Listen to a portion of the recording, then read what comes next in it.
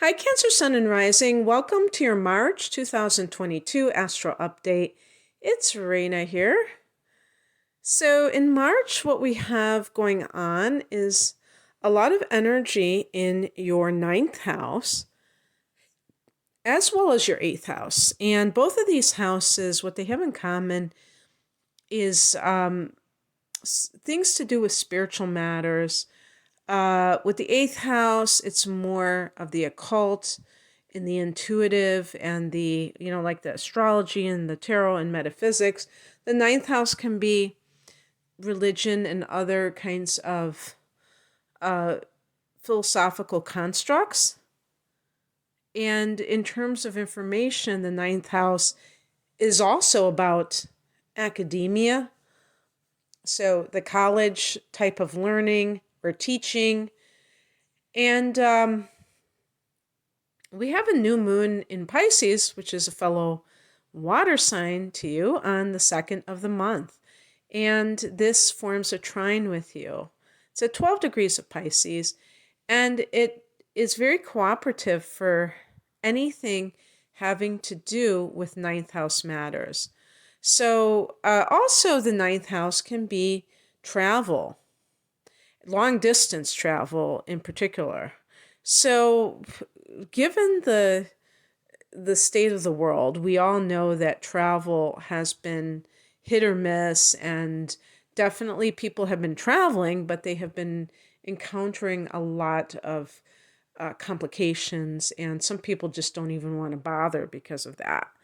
And so if you have been wanting to take a trip, this might be the time when things open up for you, because one thing to note as well is that Jupiter is in this house. So that favors anything that you want to do that is in this area, because Jupiter has like that good luck charm attached to it.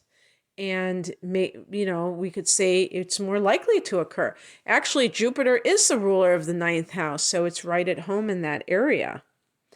And so the new moon is just enhancing these new seeds being planted in the form of whatever it is that you want to do that has a ninth house angle to it.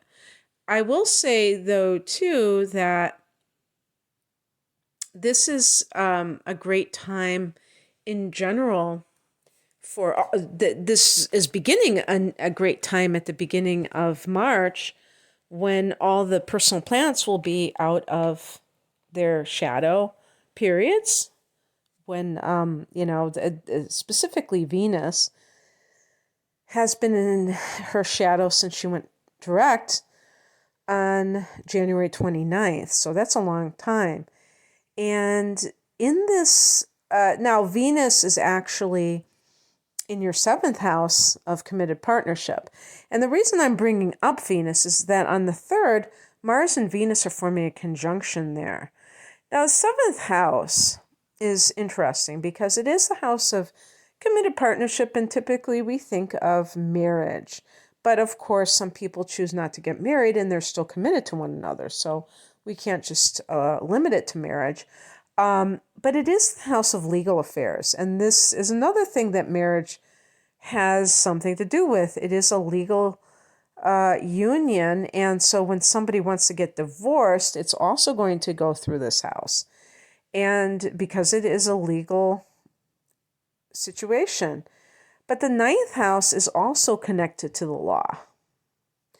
And from what I understand, just by kind of reasoning it out in my mind, is that the 9th house is the laws themselves, just like the spiritual laws might fall in the 9th house in terms of philosophy.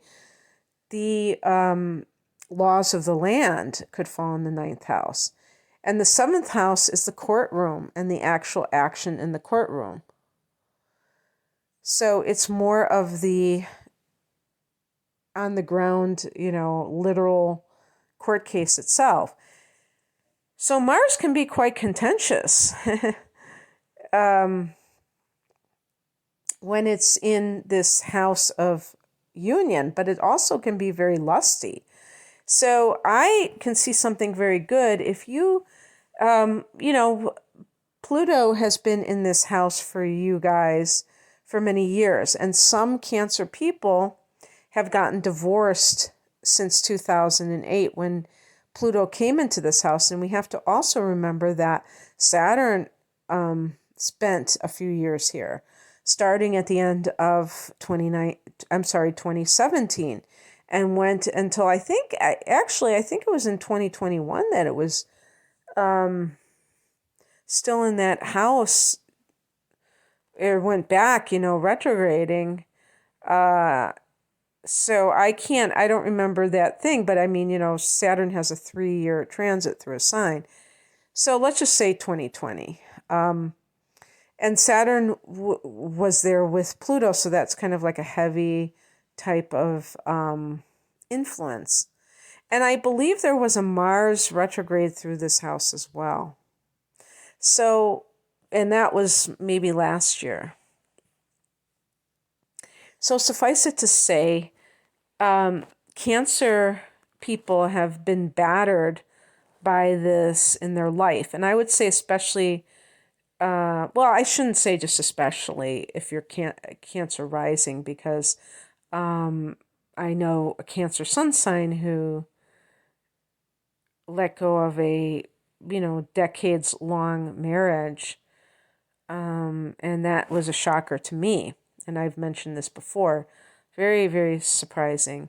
But yeah, so Mars and Venus, I could see like on the positive side, if you've had some struggles in your, I'm going to just call it marriage, but meaning all types of committed partnerships that involve maybe the day-to-day grind makes it hard to really connect with your partner the way that you want to, because there's just too much else going on.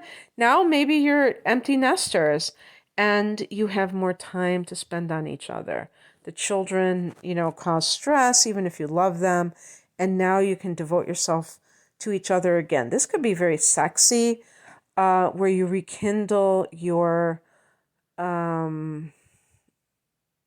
love life, sex life, because Venus can be more of the romantic things and Mars is more of the hubba hubba angle. And the other thing too is that you may have dealt with an ex partner coming back into your life, and perhaps you realize that this person is just somebody that you have to stay the hell away from.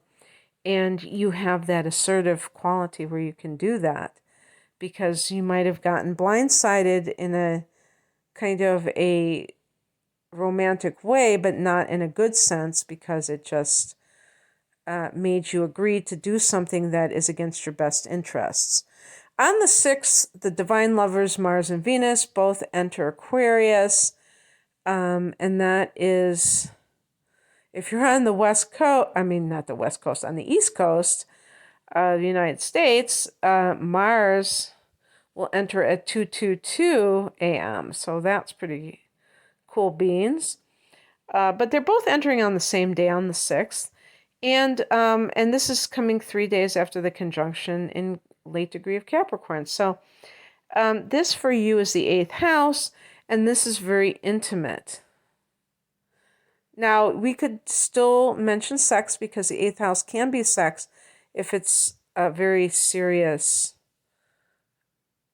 type of it, not just frivolous, but it's intimacy, and that can include emotional intimacy. Now, if this is some kind of a court case that has to do with an inheritance, then Mars could be like you fighting for your piece of the pie. Mars doesn't take any prisoners. Mars is very aggressive, and you may see that somebody else is trying to take something from you and you're not having it. Actually, Mercury is in Aquarius until the 9th of the month. Now, when we had the Mercury retrograde, it was actually in Aquarius. It went back into Pisces. Not Pisces. into Capricorn, but it was initially in Aquarius. So that is an important piece in this. And now that I think about it, I'm trying to remember, like, oh, I see, because it was coming from February. I was thinking to myself, well, isn't Mercury still in its shadow? But I don't know what degree it was when it went retrograde. It might have been an earlier degree of Aquarius. So then, it's going into Pisces. That means it's at a late degree of Aquarius on the 9th, the 29th degree, and then it goes into Pisces. And then it's going to go into your 9th house, and it's joining Jupiter. It's joining the sun. And you've had that new moon there. So that's really focusing on higher education and travel and positivity. I think of the 9th house as a very positive house, like your mind is in a good place and you're thinking positive thoughts, or you are trying to study something that has a religious nature to it that can make you feel better. On the 18th, we have a full moon at 27 degrees of Virgo. Well, this is another friendly angle because it's a sextile, and this is the 3rd house. If you're dealing with any kind of family issues, the full moon is falling in this house of siblings, but also aunts, uncles, cousins. Now, let's say this is an inheritance issue, the full moon can make you aware, it can bring out a secret involving a sibling. And you may say, oh, wow, this person thought that they were going to get one over on me or the rest of the family here. Oh, wow. And maybe you wash your hands of them if you already had a problematic relationship. Otherwise, it could simply be that you have some realization about that person. And, it can run the gamut. Maybe you feel more sympathy for them because you understand them better. Maybe you are catching on to their deception and you're not going to have it anymore. It is a late degree of Virgo, so it might be like you've had enough, or you see through them finally. This is coming right before the astrological new year, which is happening on the 20th. Now, Aries, this is when the sun goes into Aries, which is the 1st house in the universal chart, and it's a fellow cardinal sign, just like you, Cancer. So this is actually falling in your 10th house of career. And every year you have the astrological new year fall in that 10th house of career. Now, technically, that's not true for all of you, or maybe even the majority of you, because the midheaven is the cusp of the 10th house of career. You'd have to have it 0 degrees for it to actually fall in that house on that particular date of whenever the first day of whenever it goes into Aries. That's the beginning of the new cycle. And but in any case, it is a very important date for everyone who loves astrology, because you know that it's a form of a new year. And it's just like the sun going into a cardinal sign is all about the change of seasons, which has that element of more happenings, things kind of speeding up for us. A week later, on the 27th, Mercury goes into this 10th house of career. So if you are in between jobs, Cancer, you might be talking to people in positions of authority. And the sun is here, so you're very confident about that. You're not necessarily a shrinking violet that is kind of like looking away, holding your head down. You might be just very ambitious at this time and able to talk about your goals to somebody that is asking you about them, like in an interview, a job interview. But also, you might be doing public speaking with Mercury in the 10th house. Yeah, things like that. So I'm going to leave it there. I hope that this resonated with you, Cancer. If you would like a private reading, I'm promoting my deep dive readings, which are double readings, and that's at a discounted price compared if you bought the transits reading and the other reading separately. And I feel like this is important because it's, just knowing transits without knowing what your chart says about you can be a little bit less than productive because ultimately, if you know where you stand, you're going to be able to make more of your good qualities and de-emphasize the challenging ones.